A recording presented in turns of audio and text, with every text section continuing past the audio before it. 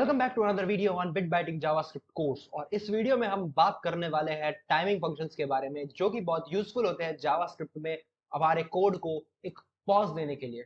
मतलब कि इन फंक्शंस की मदद से हम अपने कोड में लेटेंसी क्रिएट कर सकते हैं बेसिकली, और कुछ नहीं। ठीक है, तो ये चार टाइप के फंक्शंस होते हैं जिनके बारे में हम आज स्टडी करेंगे, विद एग्जांपल स्टडी करेंगे, और इस वीडियो के बाद आपको बिल्कुल इनके बारे में क्लियरिटी होने वाली है। तो बिना किसी देरी के चलिए शुरू करते हैं और इन जानते हैं इन फंक्शंस के बारे में, कैसे इसमें काम किया जाता है। इस वीडियो में हम पढ़ने वाले हैं 4 फंक्शंस के बारे में जो कि टाइम को लेट करने में काम करते हैं, मतलब कि हमारे कोड में लेटेंसी क्रिएट करते हैं। तो पहला है उसमें से सेट टाइम आउट। तो इसके बारे में जानते हैं कि क्या होता है, क्या काम आता है और कैसे यूज़ करते हैं इसको। ठीक है, तो सेट टाइम आउट क्या यूज़ होता है बेसिकली।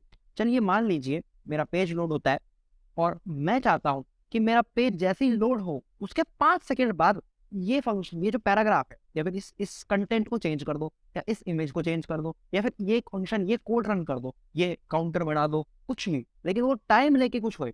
एक इवेंट मान लो बटन क्लिक हुआ और बटन क्लिक होने के बाद 5 सेकंड बाद वो चीज हुए, या फिर करो 3 सेकंड बाद वो चीज हुए, कितने कुछ स्पेस में कुछ टाइम लेके वो चीज हुए, तो उसको हम कर सकते हैं set with the help of set time.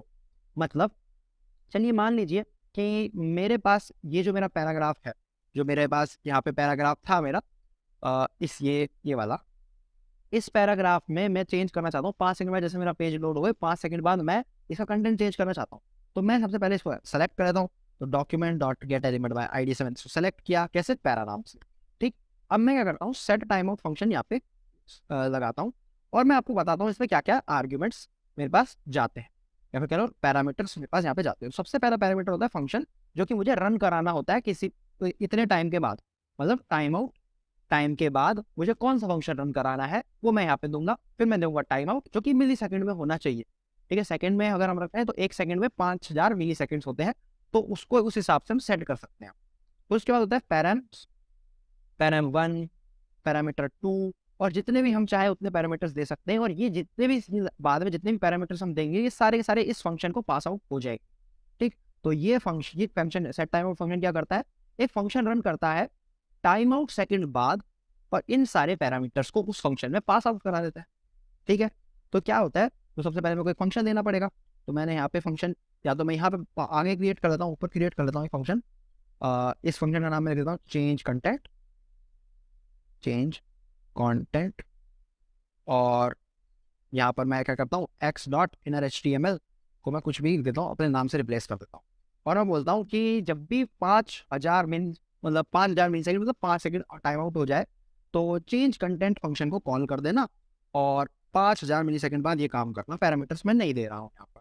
तो देखिए 5 सेकंड बाद ये वाला कंटेंट जो है मेरा वो चेंज हो जाएगा। देखिए यहाँ पे चेंज हो गया, ये आपके सामने ये चीज़ चेंज हो गई। अगर मैं इसको थोड़ा और कम कर दूंगा तो जल्दी चेंज हो जाएगा।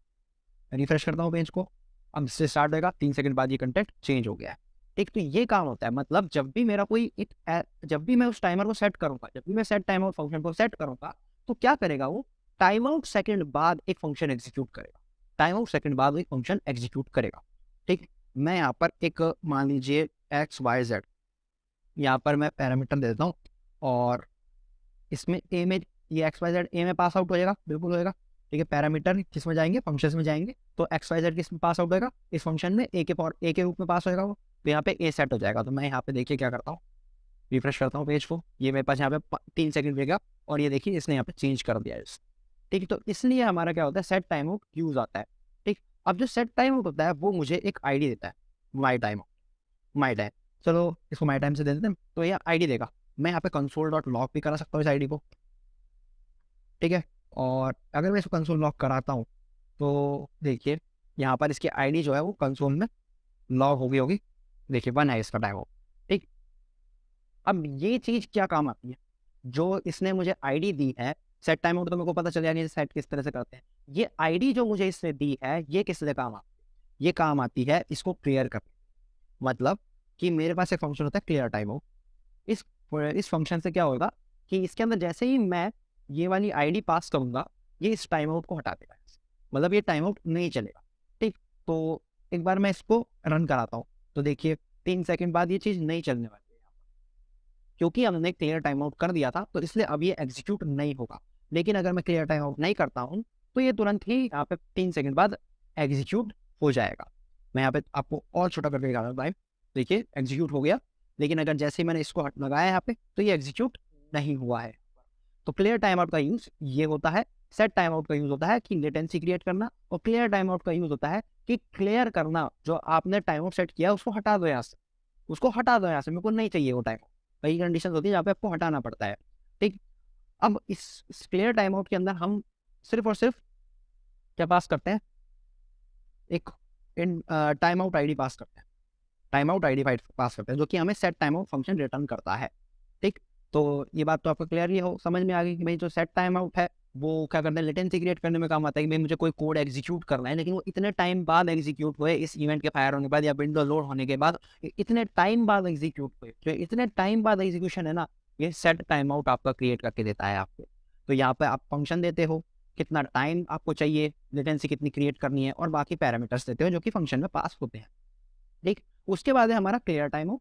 क्लियर टाइम आउट हमें क्या करता है, हमें जो सेट टाइम आउट है उसको क्लियर कर देता है, उसको हटा देता है हमारे पास से। हमें इसके अंदर पास करी होती है एक टाइम आउट आईडी, जो कि हमें set time out function provide करता है।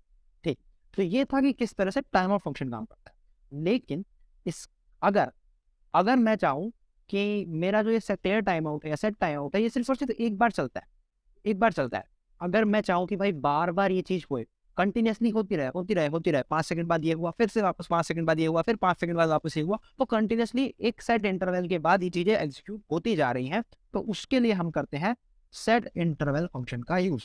ये भी वही चीज़ यहाँ पे फंक्शन लेता है, तो मैं यहाँ पर फंक्शन दे देता हूँ इसको, कौन सा, जो मैंने यहाँ पे फंक्शन डिक्लेयर किया था, चेंज कंटेंट वाला फंक्शन। ठीक, इसको कॉपी करता हूँ, पेस्ट करता हूँ, और इसको भी मैं 1 सेकंड का टाइम दे देता हूँ, तो ये हर 1 सेकंड बाद ये रन करने वाला है।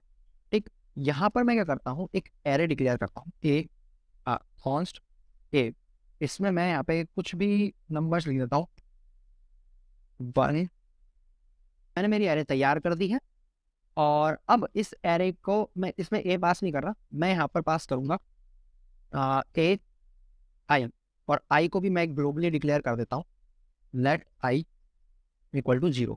और जैसे ये काम हुए, आई को आप 1 से बढ़ा देना, आई को 1 से बढ़ा देना। और अगर आई की वैल्यू किसके बराबर है, इसमें 5 एलिमेंट्स है, अगर आई की वैल्यू 4 के बराबर हो जाए, 5 के बराबर हो जाए, तो क्या कर देना, आप इसको रिवर्ट टू 0 कर देना, सिंपल।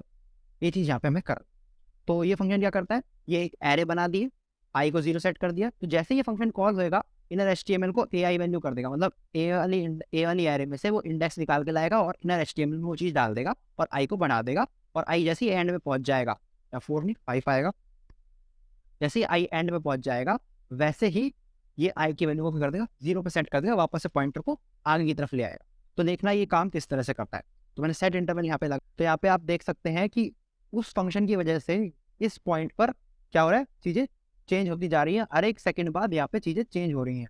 ठीक, जो मेरी एरे के हिसाब से मैंने यहाँ पे पॉइंट किया था, जैसे पहले 1 पे आया, फिर 2 पे आया, फिर 3 पे आया, फिर ऐसे करते करते 4 पे आके 5 पे आके आगे आगे बढ़ता जा रहा है, और मेरा इंटरवल उसको वापस से कैलकुलेट करके सेट करता जा रहा है। ठीक, इसी को यही वापस से हमें क्या देता है, एक माई इंटरवल एक आईडी देता है, जो कि कुछ इस तरह की होती है, और क्या करता है ये माई इंटरवल, मैं क्लियर इंटरवल से इसको क्लियर भी कर सकता हूँ, सेम एज इट इज जैसे हमने हमारे सेट टाइम आउट में किया था, उसको हम यहाँ पे क्लियर भी कर सकते हैं। तो यहाँ पे अब ये चेंज नहीं हो रहा है, जैसे हमने सेट टाइम आउट में किया था सेम टू सेम वैसे ही है, बस ये क्या हो रहा है, ये एक बार की जगह ये रिपीटेडली काम, वापस से फिर वापस फिर वापस फिर वापस, ये रिपीटेडली काम करे जा रहा है।